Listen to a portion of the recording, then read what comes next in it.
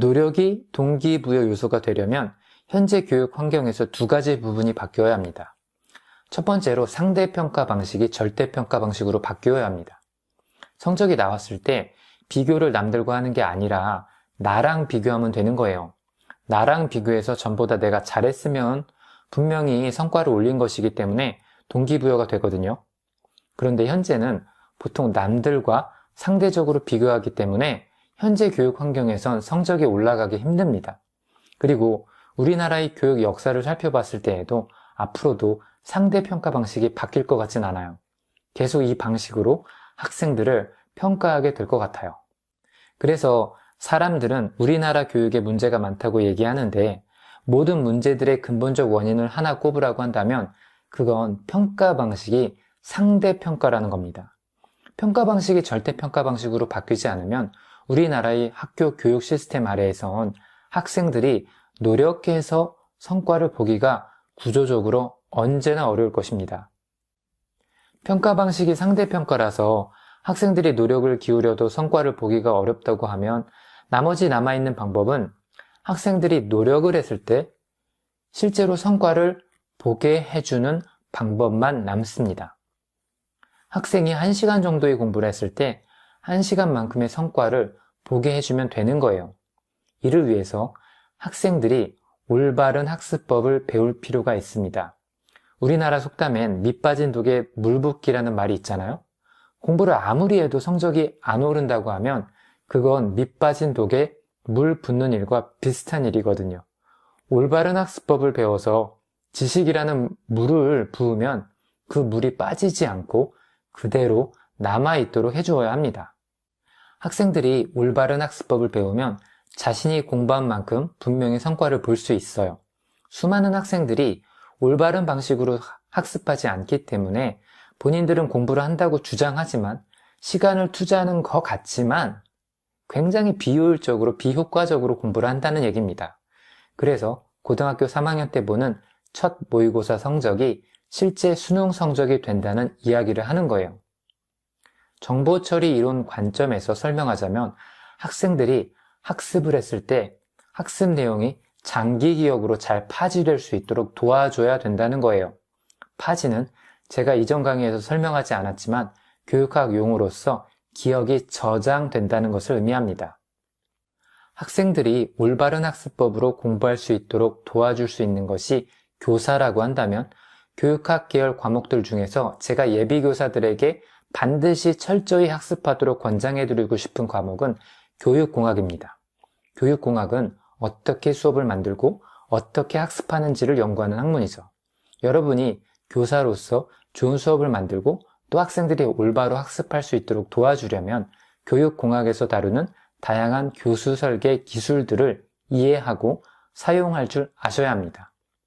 다행히도 다음 강좌가 교육공학 강좌이고 저희 전공 또한 교육공학이기 때문에 어떻게 수업을 만들고 어떻게 학습해야 되는지 아주 자세히 그리고 쉽게 설명을 드릴 예정입니다. 이제 마지막으로 거시적인 차원에서 노력에 대한 이야기를 해볼게요. 지금까지는 학교 맥락과 학습 맥락에서, 즉 미시적 차원에서의 노력에 대한 이야기를 했는데 시야를 넓혀서 우리 전체 사회적 맥락을 고려해서 거시적인 차원에서의 노력에 대한 이야기를 해보죠. 우리나라 경제 성장률이 2%대예요. 경제 성장률이 2%라는 건 지난해 우리나라의 경제 규모와 비교해서 올해의 우리나라 전체 경제가 2% 정도 성장한다는 것을 의미합니다. 2%대 정도 성장한다는 것은 그냥 현상 유지 정도만 하는 거예요. 여러분이 직장에서 월급을 받는데 매년 2% 정도 오른다고 생각해 보세요. 물가 상승률 감안해 보면 이건 월급이 안 오르는 거죠. 우리나라도 한참 경제가 성장할 땐 경제 성장률이 15% 이런 적도 있었어요. 그때는 은행에 돈을 넣어놔도 엄청 많이 벌 수 있었던 때였습니다. 근데 지금은 금리가 2%가 채 안 되죠.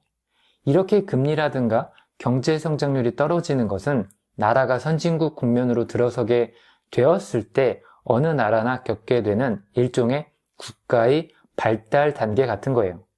경제 성장률이 2%대라는 것은 특히 우리나라 사회 맥락을 고려했을 때 젊은이들이 할 게 없는 시대가 된 거라고 할 수 있어요. 옛날에는 아무 장사만 해도 돈이 많이 벌릴 때가 있었어요. 근데 지금은 그렇게 할 수가 없어요. 웬만한 분야는 이미 누군가가 다 하고 있거든요.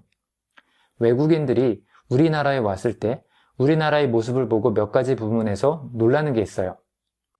일단 왜 이렇게 커피숍이 많냐고 물어봅니다. 식당도 너무 많고 핸드폰 대리점은 또 왜 이렇게 많고 치킨집, 미용실 이런 게 너무 많은 거예요. 외국인들은 본인들이 살던 자기 나라의 모습과 우리나라의 모습이 너무 다르니까 정말로 궁금해하는 거예요. 그만큼 한국 사람들은 할 게 없으니까 기술 장벽이 낮아 진입하기가 쉬운 분야만 진출해서 사업을 합니다. 한마디로 사람들이 많이 모여서 경쟁은 치열한데 부가가치는 낮은 그런 사업 분야만 진출하는 겁니다. 그래서 우리나라엔 카피캣이 정말 많아요. 미투 제품이라고도 하죠. 한때 설빙이라는 우유 빙수가 유행한 적이 있잖아요. 이게 전국적으로 유행하니까 서울 신림역 근처에 한때 설빙 비슷한 우유 빙수 카페들이 종류가 10개가 생긴 거예요. 제가 이 현상이 너무 신기해서 일일이 찾아다니면서 한번 다 세봤어요. 정확히 10개가 생겼더라고요. 그리고 지금은 그것들이 다 싹 사라졌어요.